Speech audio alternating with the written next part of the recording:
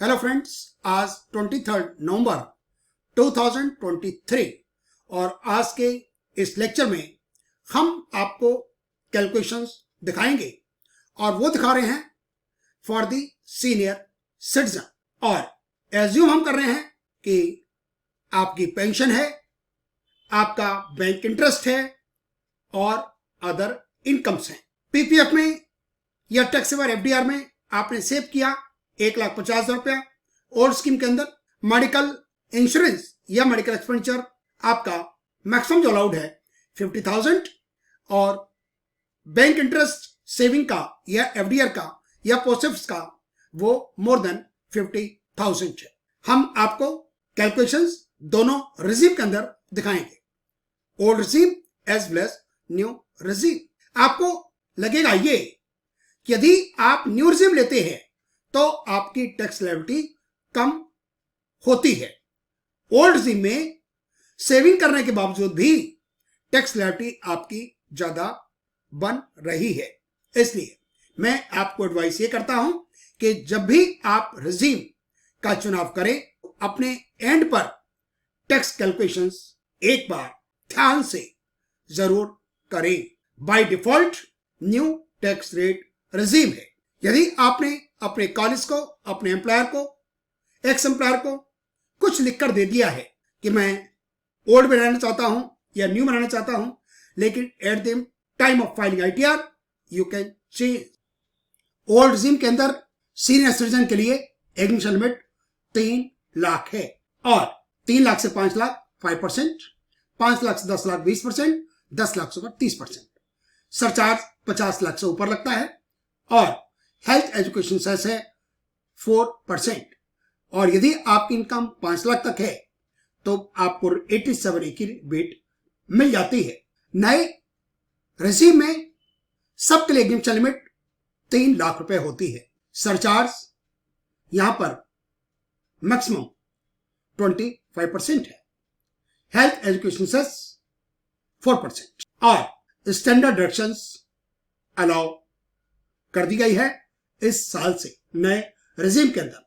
और family pension पर भी 87A की रिबेट मैक्सिमम 25,000, 3 लाख तक फ्री, 3 से 6 5%, 6 से 9 10%, 9 to 12 15, 12 to 15 20 और उसके ऊपर 30%। आपको 80C से लेकर 80U तक के डिडक्शंस नहीं मिलती।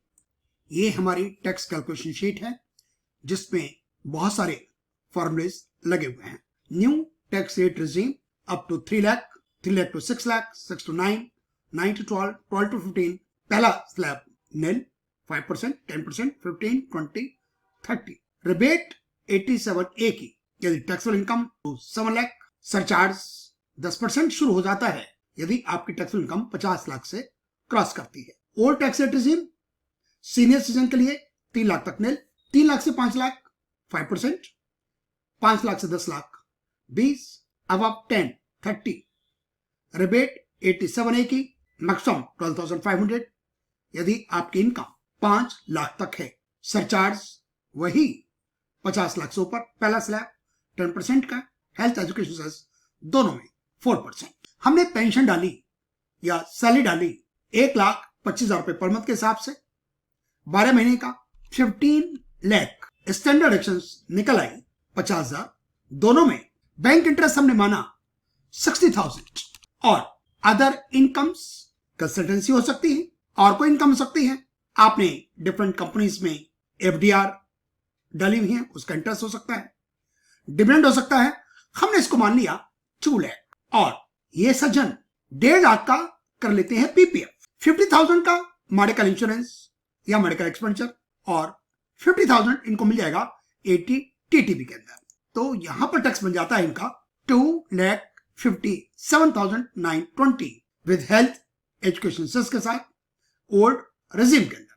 लेकिन यदि हम इनका न्यू टैक्स रेट रिजीम में देखें तो टैक्स 36,400 कम बनेगा न्यू टैक्स रेट रिजीम में। 15 लाख का पेंशन या सैलरी, 50,000 स्टैंडर्ड माइनस हो गया, 14,50,000, 60,000 का बैंक इंटरेस्ट और 2 लाख की इनकम।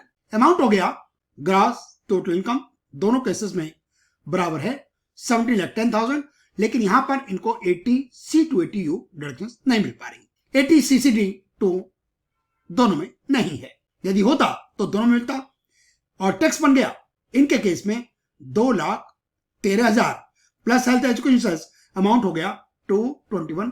तो इनको नया रिजीम सूट कर रहा है। यदि हम ये इनकम कर देते हैं 18 लाख पेंशन वाली, सैलरी वाली, तब भी टैक्स लायबिलिटी न्यू में कम है। मान लीजिए यहां पर इनकम है 1 लाख रुपए पर मंथ के हिसाब से 12 लाख रुपया, तो जो टैक्स लायबिलिटी है अभी भी न्यू वाले में कम है और डिफरेंस है 27,000। हम आपको डिफरेंट सिनेरियो बता रहे हैं। अब मान लीजिए पेंशन तो 20 लाख है, स्टैंडर्ड मिल गया ओल्ड स्कीम के अंदर। हाउसिंग लोन का इंटरेस्ट इनका 2 लाख है, 60,000 का बैंक इंटरेस्ट सेविंग एफडीआर का, और मिसलेनियस इनकम 2 लाख। अमाउंट हो जाता है 20,10,000। डिडक्शन हो गई 2,50,000 की। अमाउंट हो गया टैक्सेबल 17,60,000 और टैक्स बनता है 3 लाख। लेकिन यदि हम न्यू रिजीम की बात करें तो वहां पर इनकम फ्रॉम हाउस प्रॉपर्टी का जो इंटरेस्ट है 2 लाख वो नहीं है। उसके कारण से इनका टैक्स न्यू रिजीम के अंदर बन गया 3,77,500। इस सिनेरियो में इनको ओल्ड रिजीम सूट करेगा। देखिए हमने फॉर्मूले लगाए हुए हैं, बहुत बड़े बड़े फॉर्मूले। हमने हाउसिंग लोन के इंटरेस्ट को कर दिया 1 लाख रुपया, तो न्यू रिजीम बेटर लग रहा है। उसमें टैक्स लायबिलिटी 5,200 रुपए से कम है। अब ब्रेक इवन क्या है? ब्रेक इवन है 3,66,607। यदि यहां पर सेविंग, ये जो आप 80C से 80U तक की बात कर रहे हैं, और plus interest on housing loan, यदि ये अमाउंट 3,66,666 से ज्यादा हो जाएगा और आपकी टैक्स इनकम 15 लाख से ऊपर हो, तो फिर आपको ओल्ड रिजीम बेटर लगेगा। ये देखिए हमने 2,50,000 और 1,16,666 दोनों को मिलाकर आप देखें तो 3,66,666। अब यहां पर दोनों एक जैसी हैं, क्योंकि यहां पर हाउसिंग लोन का इंटरेस्ट नहीं मिल रहा। हमने इस ब्रेक इवन को बढ़ा दिया। हमने यहां पर हाउसिंग लोन को कर दिया 1,16,666 की जगह 1,26,666। अब यहां पर आपको ओल्ड टैक्स रिजीम बेटर लग रहा है। हमने इसको कर दिया 1,06,000।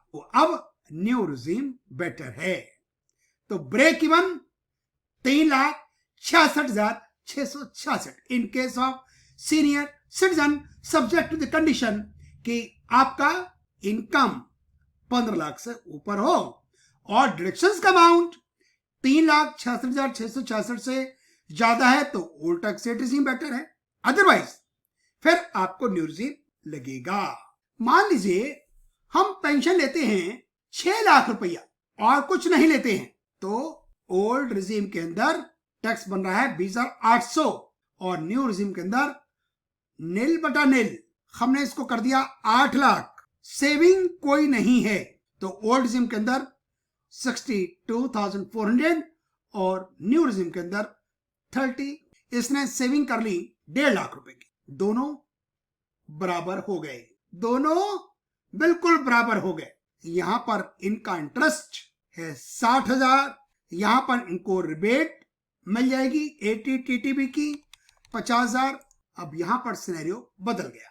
तो आप यदि बिल्कुल थंब रूल सोचें तो थंब रूल आपको कंफ्यूज करेगा।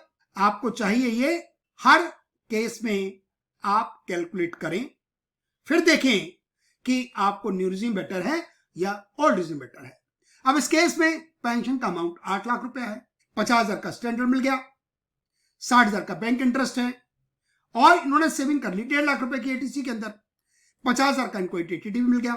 टैक्स इनका बना 33,280।